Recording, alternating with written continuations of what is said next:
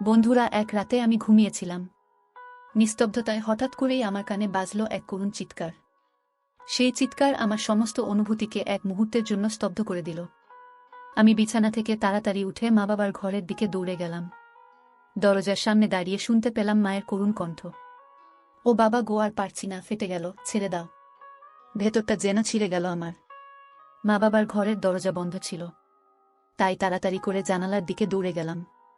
জানালার কাচের ফাঁক দিয়ে উঁকি দিতেই দেখি এক ভয়াবহ দৃশ্য। বাবা মায়ের উপরে ঝুঁকে আছে। মায়ের মুখমণ্ডলে বিষণ্ণতার ছাপ স্পষ্ট।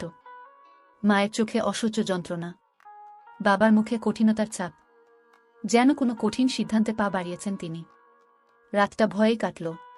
সকালে উঠে দেখি মা উঠেছেন, কিন্তু তার চোখে মুখে বিষণ্ণতার ছাপ স্পষ্ট। মাকে দেখে মনে হচ্ছিল যেন তিনি সারা রাত ঘুমাননি।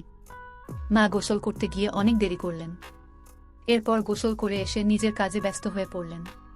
আমি মাকে জিজ্ঞাসা করলাম, মা গতকাল রাতে কি হয়েছিল? মা শুধু বলল, কিছু না, তুই এগুলো নিয়ে মাথা ঘামাস না। কিন্তু আমি তো জানি কিছু একটা তো ঘটেছেই, যেটা মা বলতে চাইছেন না। মায়ের কণ্ঠের বিষণ্ণতা আমাকে কুড়ে কুড়ে খাচ্ছিল। আমি ঠিক করলাম যেভাবেই হোক মায়ের কাছ থেকে সত্যটা জানতে হবে। আমি খুঁজতে শুরু করলাম সেই রাতের সত্য। মায়ের কাছ থেকে কোনো কিছু জানতে না পেরে আমি বাবার কাছে গেলাম। বাবাও কিছু বললেন না, তার মুখে শুধু বিষণ্ণতার ছাপ। সন্ধ্যাবেলায় আমি সবাইকে খেয়াল করছিলাম। রান্নাঘরে মা চুপচাপ রান্না করছে, আর বাবা বসার ঘরে বসে নিউজ পেপার পড়ছে। আমি চুপি চুপি মায়ের ঘরে ঢুকলাম, আলমারিতে আলমারি দেখতে লাগলাম। সেখানে একটি পুরনো ডায়েরি খুঁজে পেলাম। ডায়েরি খুলতেই দেখি মায়ের হাতের লেখা। প্রতিটি পাতায় ছিল মায়ের জীবনের গল্প, ছিল মায়ের স্মৃতি। এক পৃষ্ঠা পড়লাম। আজ সেই দিনটি আমার জন্য এক ভয়াবহ দিন। বাবার রাগ যখন চরমে পৌঁছায় তখন তিনি নিজের নিয়ন্ত্রণ হারিয়ে ফেলেন। আমার জীবনের দিনগুলোর কথা মনে করিয়ে দেয়। আমার চোখে জল চলে এলো। মা এত কষ্টে আছে, আর আমি কিছুই জানি না। ডায়েরি পড়া শেষে আমি মায়ের দিকে নতুন করে তাকালাম।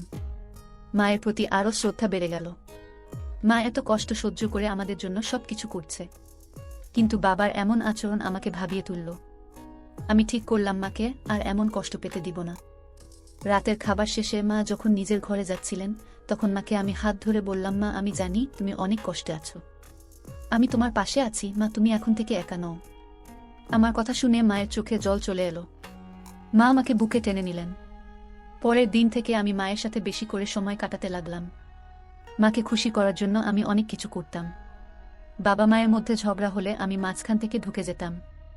ধীরে ধীরে মায়ের মুখে হাসি ফিরিয়ে আনতে পেরেছি। মাস কয়েক পরে মা আবারও তার নিজের পুরনো রূপে ফিরে আসলেন। মা যেন আবারও জীবন্ত হয়ে উঠলেন। আমি বুঝলাম আমাদের ছোট ছোট ভালোবাসা প্রকাশ মায়ের জীবনে অনেক বড় পরিবর্তন আনতে পারে। জীবনে এরকম অনেক রাত আসে যখন আমাদের প্রিয়জনরা অনেক কষ্টে থাকে, কিন্তু ঠিক তখনই আমাদের ছোট ছোট ভালোবাসা প্রকাশ তাদের জীবনে অনেক বড় পরিবর্তন আনতে পারে। মা আর বাবা আবার নতুন করে জীবন শুরু করলো, তাদের মধ্যেও ভালোবাসার মধুর সূচনা সৃষ্টি হলো।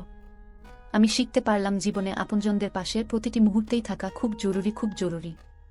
এই গল্পটি আমার জীবনের এক অনন্য শিক্ষা। বন্ধুরা, এরকম আরও মজার মজার গল্প পেতে আমাদের চ্যানেলটি সাবস্ক্রাইব করে আমাদের সঙ্গেই থাকুন। ধন্যবাদ।